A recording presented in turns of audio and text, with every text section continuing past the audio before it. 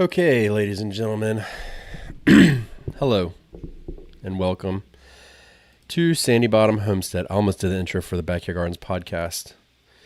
Oh, let's see who's here. Hey, Danlo, how's it going, man? I'm glad you turned your phone on finally today. Must be nice. Jeez. And resetting the bar. Oh, you have a question off Jump Street. Is there anything that you just direct or sow, or does it all come from seed germination indoors? Yeah, I direct sow a lot. I just direct sowed radishes, carrots. What else? I've done lettuce in the past. I've done my garlic, obviously. I can do squash and stuff like that, but we're going to save that for an upcoming video. So yeah, I do a lot, but I like to start my seeds early because they go into the ground at a bigger rate and there's less pest damage and stuff like that right off the bat. Oh, thank you for the super chat. Every little bit helps. Maybe we can get enough to get some fertilizers.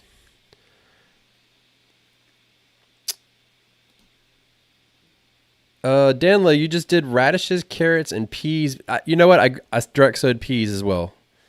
Thank you. Peas between your garlic rows. I like it. I like it. Do you have a trellis going down the middle? Or are you letting them grow all over?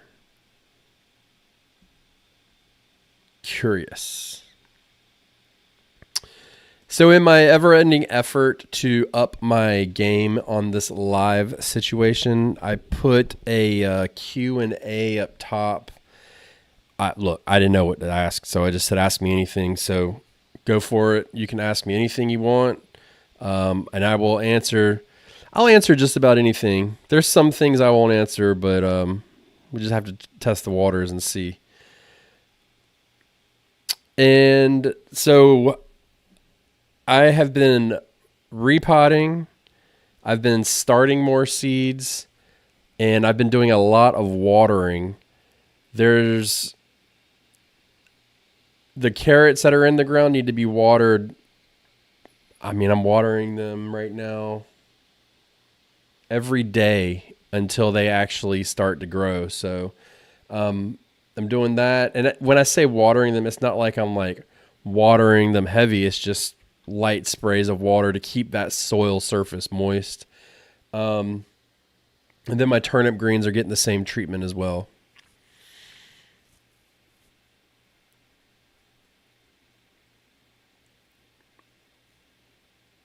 Okay, so Danlo's got trellis in between. That's good.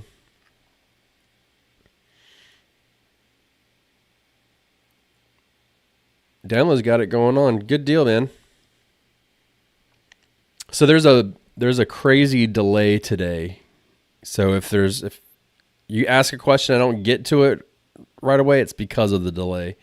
I'm seeing like a 30-second delay at least. So kind of fun to have a conversation when you're talking for the future, I guess. I don't know. It's kind of weird.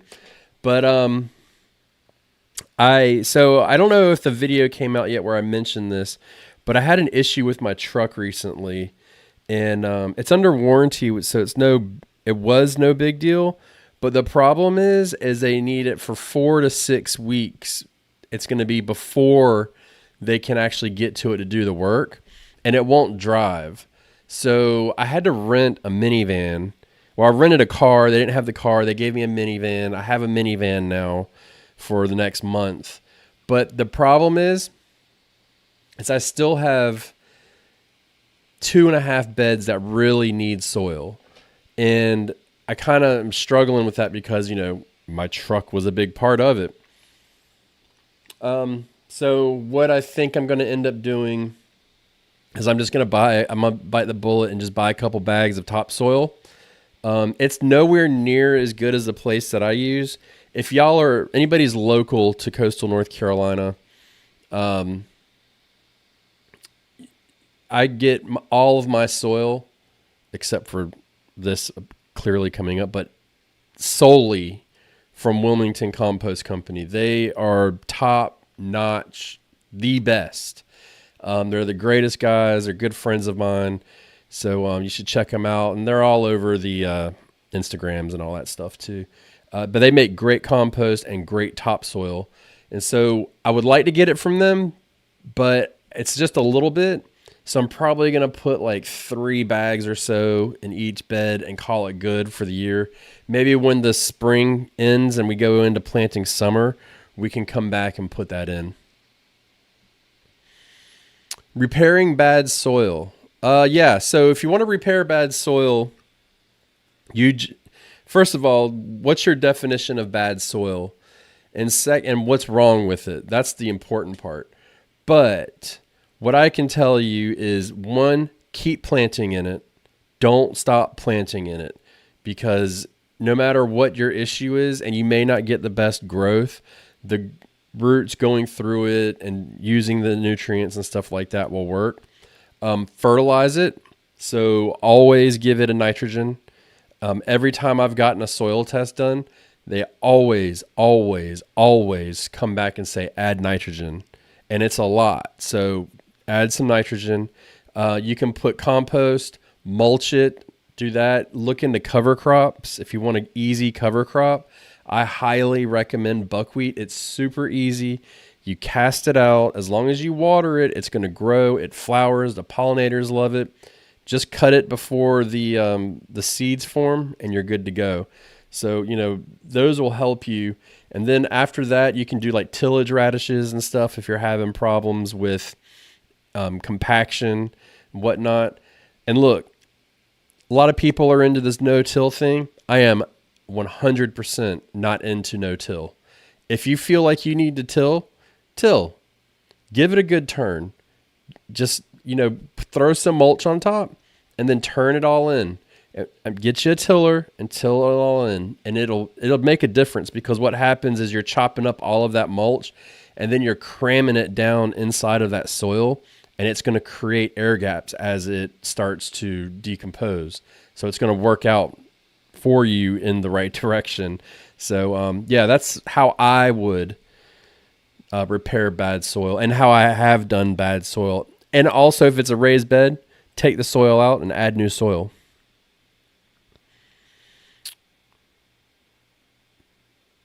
Yeah, man, it's brutal. I was pissed. I don't think I need to go into the conversation I had with the lady at the dealership, but let's just say somebody was crying at the end of it because I was not happy with that.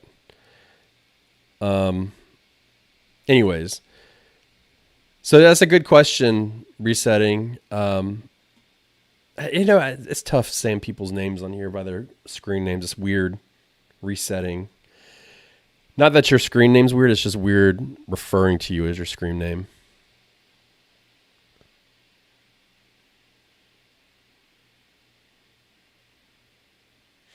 So you've got clay, and you tried no dig, gave it a lot of effort last year, but not giving up.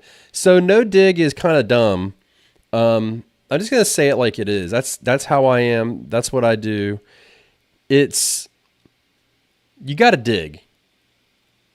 I mean, that's all there is to it. And if you have like hard soils like that, then compost, mulch, mixing it in, getting it nice and deep, and just working it, and over time, that's what happens. What I would do if I had clay, what I would do is I would come in and I would put 6 to 8 inches of topsoil on top of that. And then I'd put probably 2 inches of compost in that. And then that will give you a really good base to get going. Over the years, all that soil will work its way down, and you'll just keep adding to it every year. So yeah. And then, what do you mean buckwheat is something novel?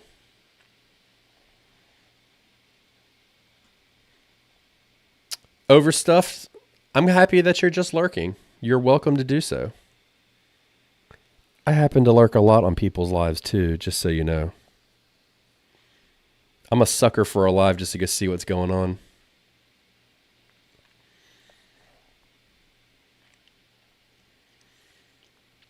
Okay, so that's the soil situation. We are starting our next batch of really important seeds next week. I believe, what's the date? Yeah, roughly next week. I don't really want to say a whole lot about it right now because I'm going to do a whole thing about it, but a whole video. But just so you know, these seeds that are going to be coming up are going to be really important, and it's important that you start them early. So just keep that in mind. That's the thing, Jesse, with wood chips, man. Ma'am, excuse me, maybe man, I don't know. Sorry. I'm Gen X. I say call everybody dude and man, amongst other things. We added wood chips into our garden one year. I got fed up, and I said, you know what? Wood chips all the way around. And I put them in there, and it was the worst garden I ever had because it had nitrogen tie up the first year, and I didn't realize that, right? There wasn't a lot of people talking about it, and there still isn't. They just say wood chips are great, wood chips are great. They're not great unless you do it right. So I ended up going out there after the summer.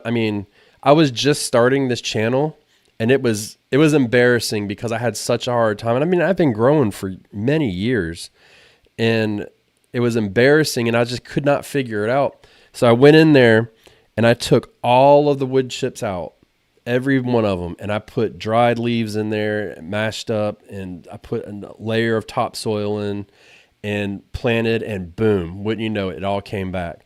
So, yeah, wood chips are not the greatest thing in the world. They're not, if you do it right. I think personally, wood chips are for your front garden, you know, your outside your bed, stuff like that.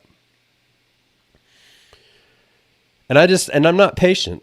You know, I preach patience a lot, but there's some things I'm not patient about, and wood chips breaking down, I'm not patient about. And the other thing was the amount of roly-polies. Holy jabezel.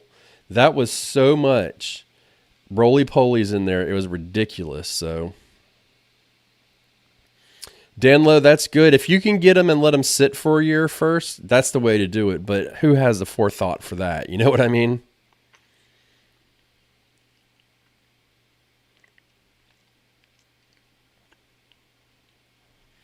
But I think it's important too that everybody that's on here, that's watching and listening, and you know, we've got people that they even listen to the Backyard Gardens podcast. We've got farmers and experts and beginners and people who have never grown before. I think it's super important to remember that you're going to find what works for you.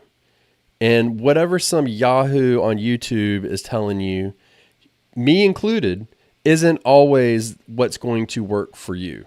So just try to remember that. Yeah, over stuff. That's exactly right.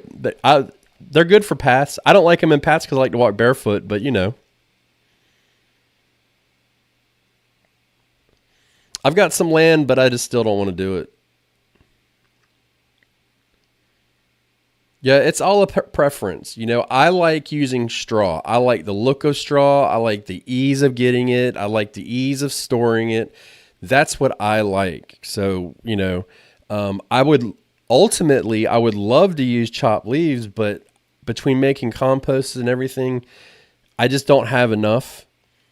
So all the leaves fall into the woods around my house, and I'm not going to go out and dig up the forest floor. So yeah, straw is just so much easier. It breaks down good. It creates those air gaps. It doesn't invite so many pests in, stuff like that. So, and it's just, and every time you mention straw, everybody says, well, what about Grazon? Man, I don't have a problem with Grazon. I don't know. I don't have that issue. I buy it from the same place, and there's no issues whatsoever. So, I just what I would do.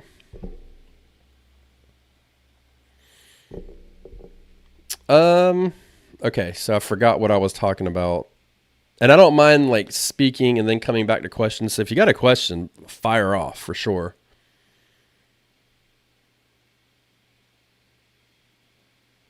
Yeah, my mom can't get around the garden too well either. My garden. She's got a garden and she gets out there a little bit. Um, I got to go down there probably next month and plant it for her, I'm sure. But she, you know, my granny who she died last year, we've talked about her a lot on the Backyard Gardens podcast and even on here. She grew up where if you didn't grow it, you starved. And so, she died. I don't know how old she was. She was in her 90s, but she was growing turnip greens when she died. She had a tomato plant in her house that she was doing. So, you know, she couldn't get around the garden either. And I tried to adjust it, but there's just not but so much I can do, short of pouring concrete, which I'm not really wanting to do.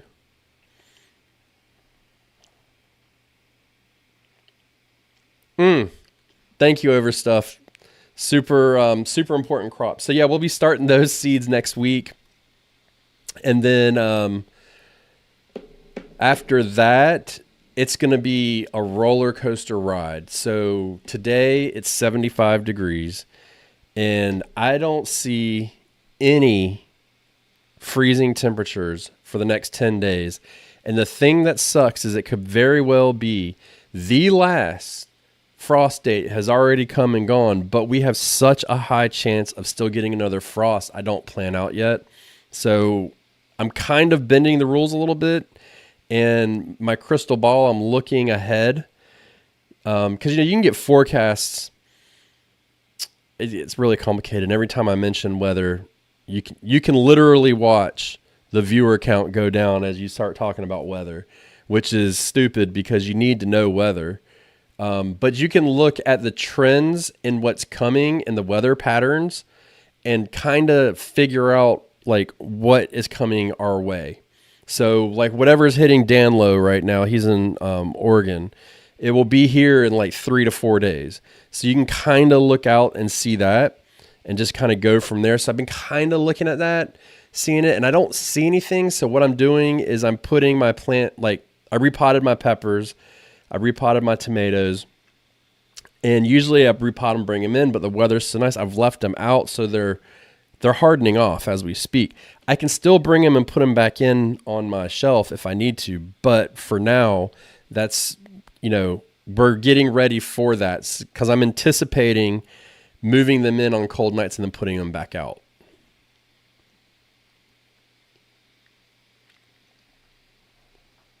Jesse, how are your onions in seed cells or in the ground?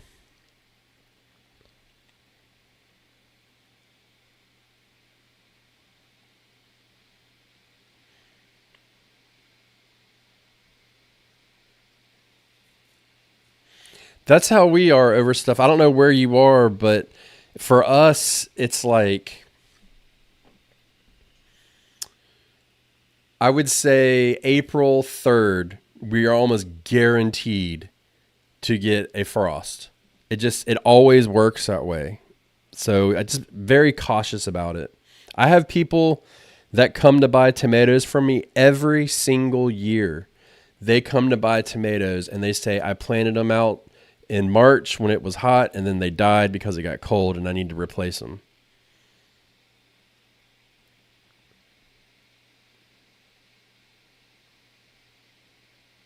Okay.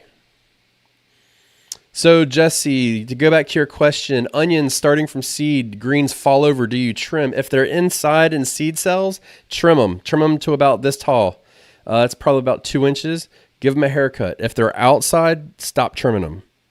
And they're in the ground, don't trim them. Feed them. Let them grow. You need all the greens you can get to get your big roots.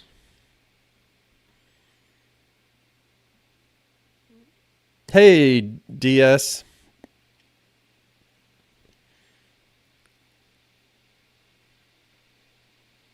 82 today. Yeah, that's the problem is it gets hot like that and you get worried that you're going to start getting premature bolting. So I believe that I have bolting going on in my greenhouse, which is no surprise, but still, and spoiler alert for all of you, I'm going to plant a tomato out there in 2 days. I don't care what the weather's going to be. I'm sticking it in the greenhouse. I'm going to see what happens. Got to live on the edge, you know.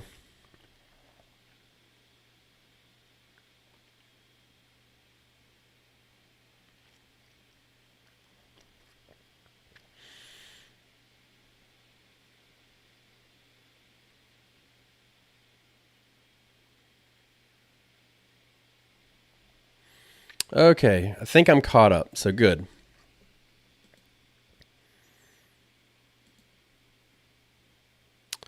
Hornworms away from the garden.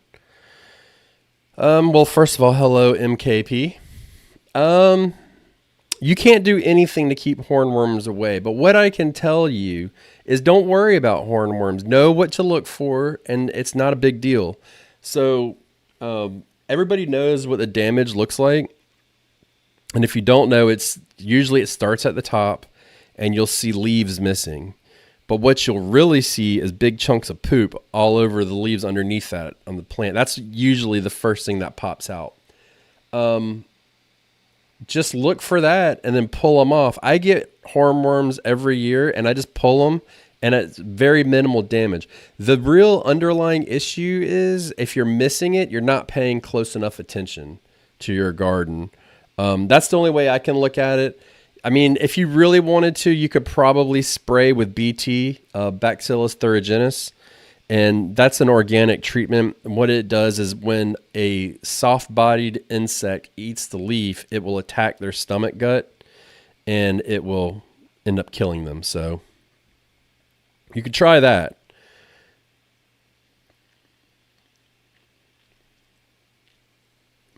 Yes, so we have an ongoing joke on the Backyard Gardens podcast. It's not a joke. Well, it kind of is. I want to can salsa, and the only salsa I want to can is the salsa that comes from a Mexican restaurant. Hard stop. No ifs, ands, or buts. I want that exact salsa. And so we put the call out there and we've been getting emails and we've got like probably 4 or 5 different recipes to try out. So I'm excited to give them a shot. I think what I'm going to do is I'm actually going to go to the grocery store and buy some tomatoes and pre-try them so that we can, when we do get our harvest, we can get them going.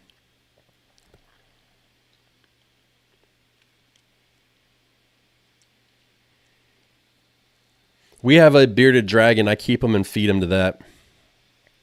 Or I give them to the chickens.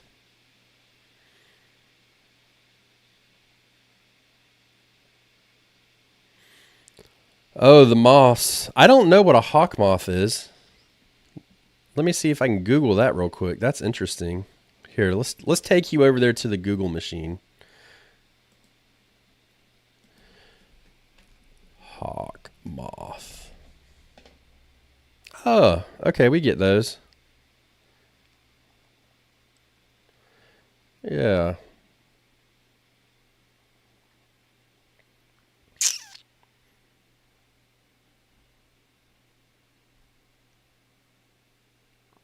All right, I'm not going to stop here and read this whole article about it because first of all, my window thing didn't work, so you just saw a big black screen. That was great.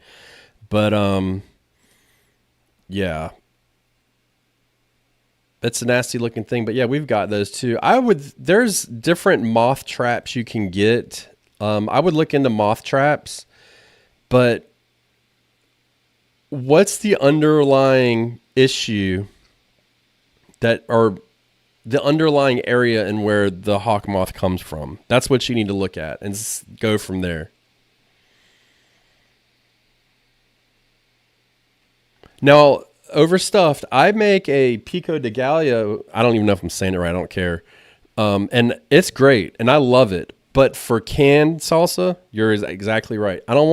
Look, if I want chunky salsa, I'll just go get some Pest picante sauce. I remember when that stuff came out, it was like earth shattering.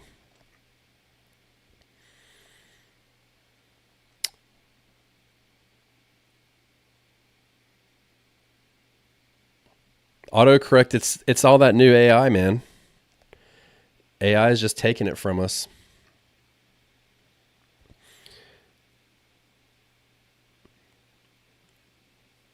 So autocorrect gets me in the comments a lot, and I don't proofread. I just kind of fire away, and it's bitten me a few times. I've made some people mad that didn't need to be mad at all.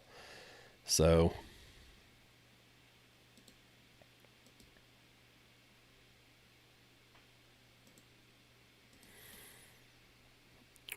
all right, anybody got anything else? So that's about what I've got going on here. I don't have a whole. I've got 2 beds that need to be planted, and I just think I'm going to wait. I think I'm going to wait it out and see what happens here. Yeah. What was it? Pest, Picante, New York City. It's crazy. I don't like tomatillos, and I don't like salsa verde. I'm sorry. No, I don't grow grapes. Everybody around me grows muscadine grapes. I hate muscadine grapes. They taste disgusting, and I'm the only person in here or in this area that doesn't like it. I swear. We just talked about this on the Backyard Gardens podcast. If we had our own land and it didn't matter what we grew, if I could grow enough grapes to make all the jelly I wanted, the grape juice, and eat fresh grapes, that's all I would grow. Get a rope? What do you mean get a rope? Yeah, so the New York City thing, when they said the Pest Picante commercial came out, they're like, you don't want to eat that salsa. It was made in New York City. And the cowboy would go, New York City. Yep, I'm not the great person for you. Sorry. I mean, here's the deal. With growing food, it's all about the same. So if you're talking about, I got you, Danlo. If you're growing a shrub, it's the same. If it's a vining plant, it's about the same, roughly. If it's a tree, all that stuff, it's all about the same. So this year, I'm not, as a matter of fact, well, let's start in spring. I'm growing different varieties, but no new vegetable. In the summertime, I have eliminated a few things. And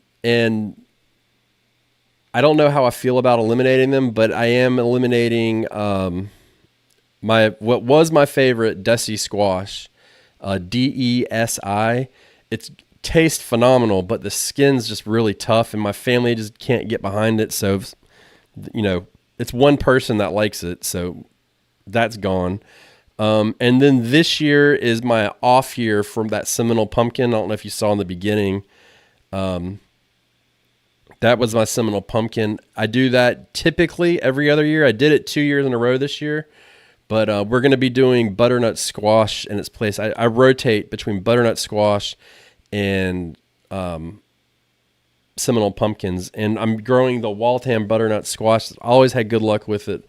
Lots of production. It's the one we sell in our seed shop. Link below.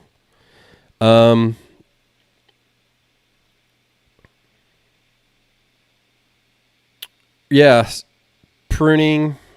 Danlo says stay up when pruning on grapes.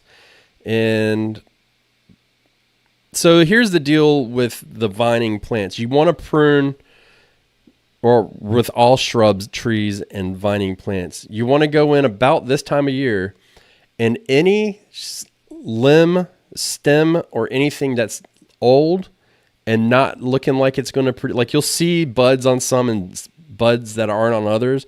You want to go ahead and cut those off. And then what also you can do, like if you have a tree, you can cut the limbs that point up out. And so you open up that canopy to get more sunlight in, and then that will give you more growth. And you want, everywhere you cut a vine, a bush, or a stem, when that energy goes up that plant, it stops, it comes back down, and then it opens up, and it'll start bushing out more. And that's how you get low, compact plants.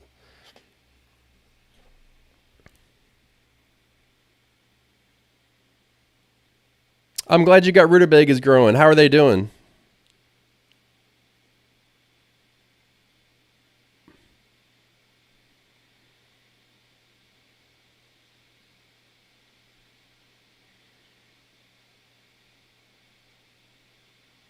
Yeah, so I have some blackberry vines that are 3 or 4 years old, and they are smaller than a pencil.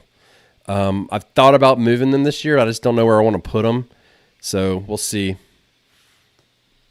I have only had rhubarb one time, and there was so much sugar in the pie that it was tough. But I have friends that grow it, and they like it a lot.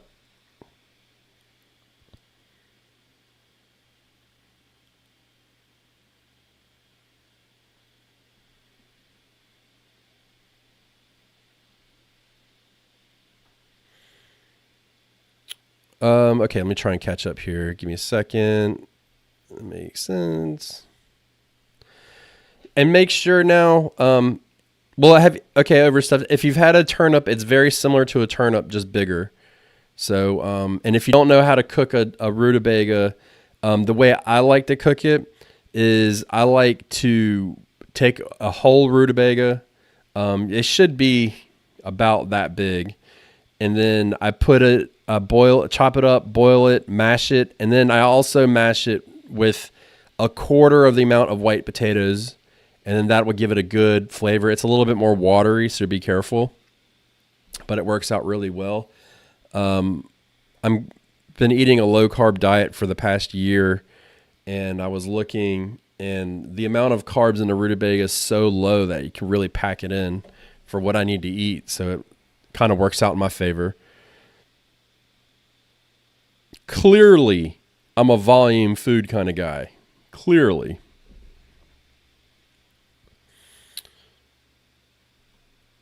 Okay. All right. Anybody else got anything?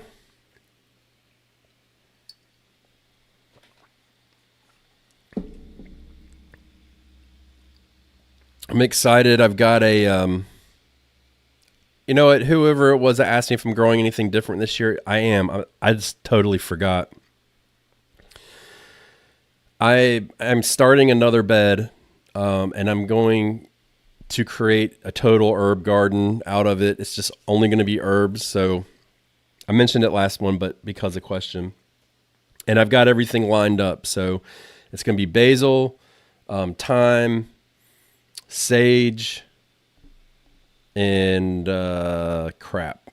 probably chives, and now I'm blanking on the other ones. I'm not sure. So either way, we're gonna add that in. I've Vigo has reached out to me, and they're giving me one of their beds to do for a video. So I typically don't like that kind of stuff, but there's a particular feature that kind of moved me into that direction. So I am an affiliate with them, but it kind of worked out. So we'll see how it goes. It's off to the side. It's not even mixed up in my actual garden.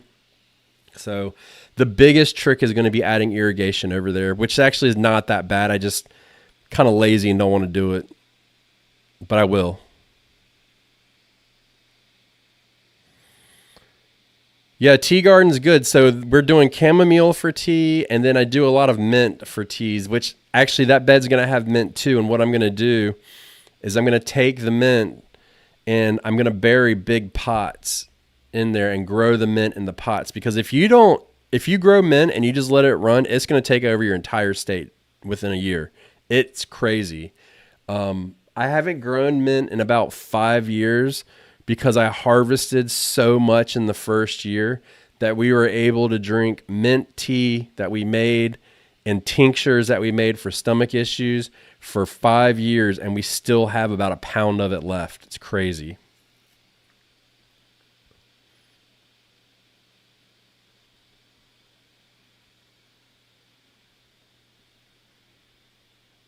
Hey, Shawnee.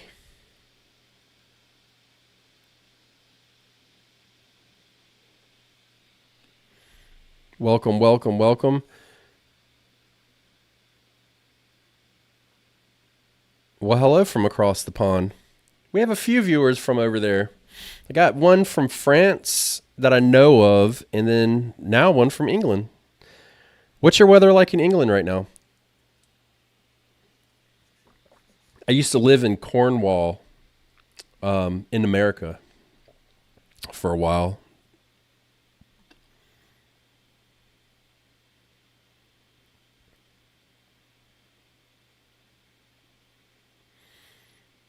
Oh, good. I'm glad we can give you some ideas.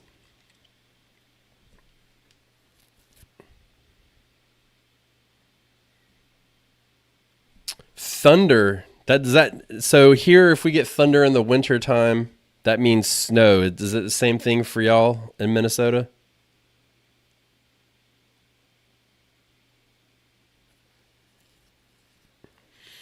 A flavored mint locally. What does that mean? I've grown a couple different mints, and I don't think I like. I don't care. The chocolate mints and stuff like that. It doesn't. I'm not into it.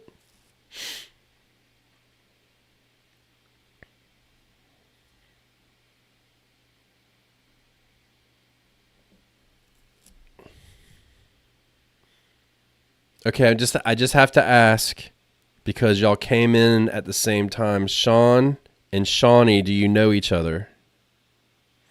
Y'all came in like right at the same time. It's okay if you do. Just asking. Yeah, I'd like to find different ways to use it because you get so much, but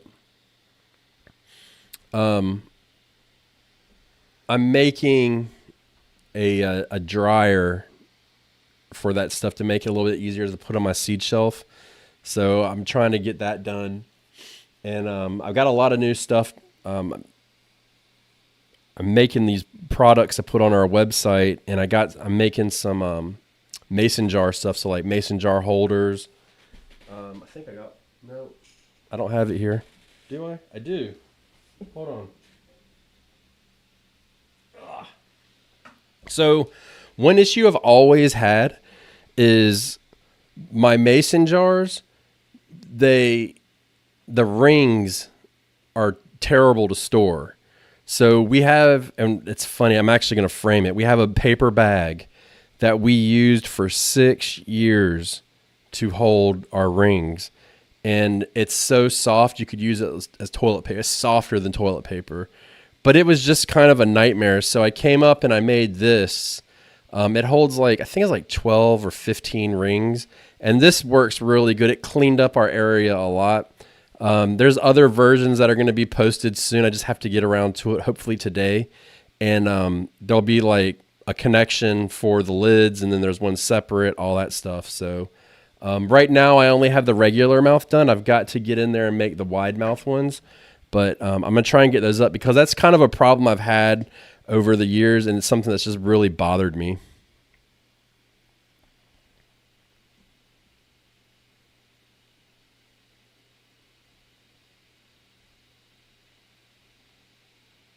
Okay. I just didn't know if y'all hung out outside of here or not. So it's cool. It's cool.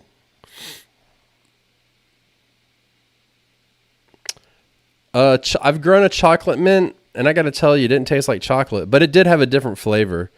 And I've grown a pineapple mint, which was kind of pineapple-y.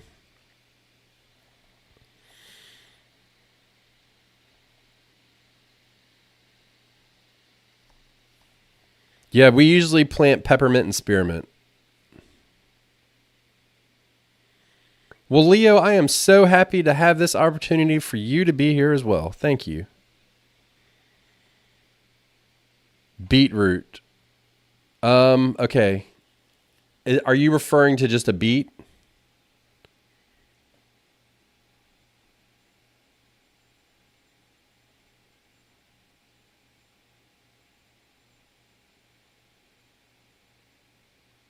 Yeah, MKP, you can plant them all together. The thing about herbs and why I wanted to start like a bed specifically for them is because the less you water them and the more you stress them out, the more pungent they become, which doesn't really work out for a lot of other things. So the goal is going to be ride that fine line between dehydration and thriving. That's the goal. So that's what we're going to work on. Okay, so for beetroots, look, I'm growing beets this year, and I don't like beets. So the only reason why I'm growing them is either so I can juice them or make smoothies with them, and it's only a health thing. I don't enjoy eating them, so I can tell you the way that I have stomached them in the past when I've juiced them is one beet to like an orange or two in there. So orange and beet go together really well.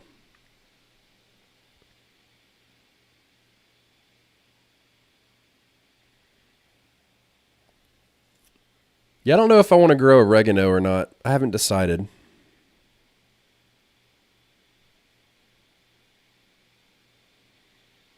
Oh man, I hope you're safe. You don't get a tornado. That's that time of year. Not good.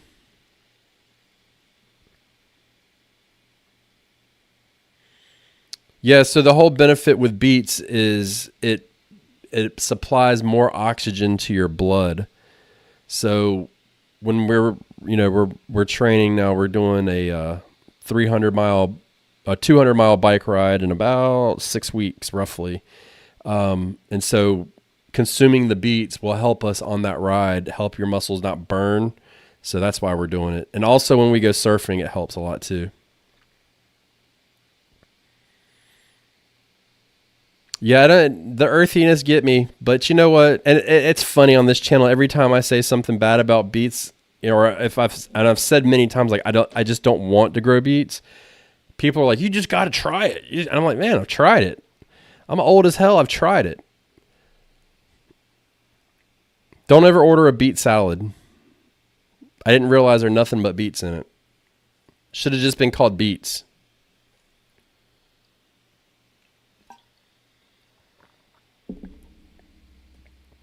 I have heard of fermenting beets. I don't know how that would be. We might do that this year. That would be good.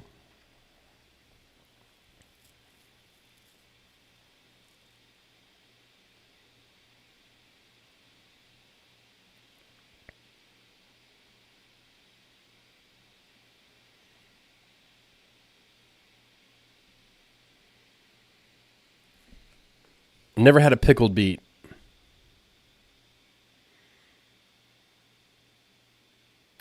I don't know. What would you do with a dehydrated beet?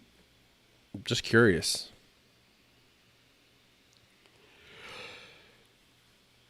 All right. Last call for any questions.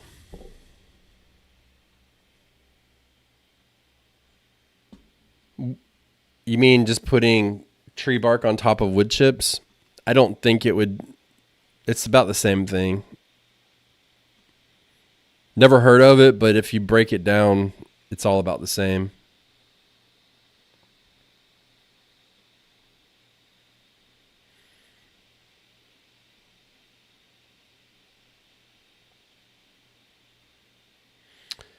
Okay, I have a video I have to edit. I have to get it up so the members can get it ahead of time. Um, oh, instead of mulch, probably not. My opinion. You do you. Yeah, I do grow onions. I've got a 60 or 70 onions in my bed out there right now.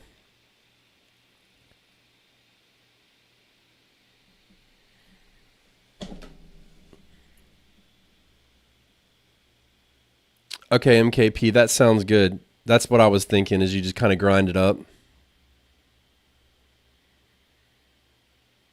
Planting onions, well, it depends if you're growing short day or long day onions, and that's based off of your location.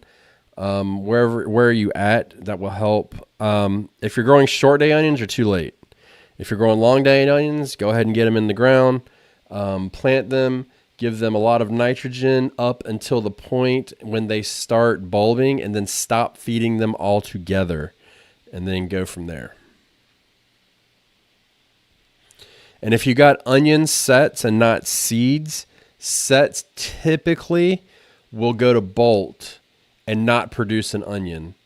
It's because it's a second year onion.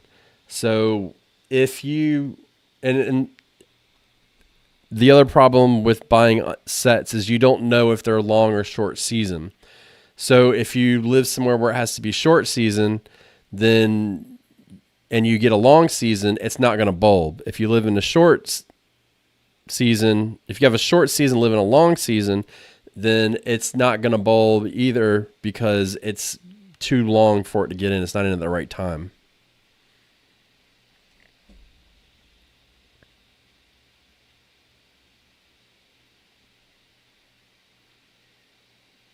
I hope you get it, Sean. I hope you get those 4 pounds.